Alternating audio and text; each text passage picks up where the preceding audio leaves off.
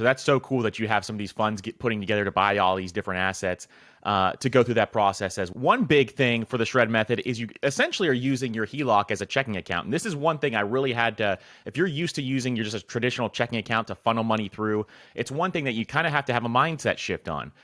So can you talk about why this is so important to be able to utilize your HELOC as essentially your checking account when you go through this method? Yes. And this is such a profound question, Andrew, because I believe that most people don't have an income problem. They have a liquidity problem.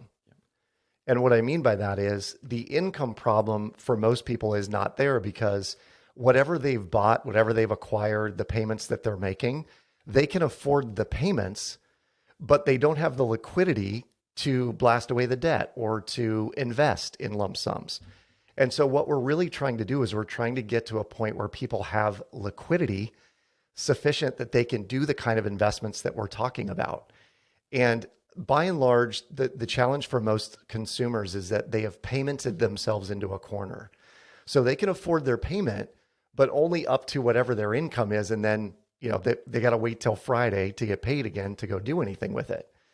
When we use the HELOC as a checking account, think about what happens when you free up, call it 500, 1,000, 5,000, $15,000 in liquidity, and you drop that down on one of your debts that knocks out the debt right away and frees up that amount of cash flow. Or in the case of your mortgage, and this is really fundamental to how the shred method works.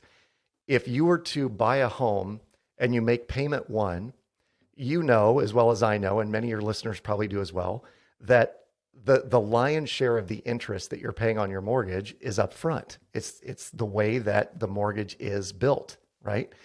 So you're paying whatever the balance of your mortgage is, the interest on that amount in arrears 30 days. And as a result, if you had a $1,500 mortgage payment, $1,300 and change might be going to interest, where only 180 goes to principal, right?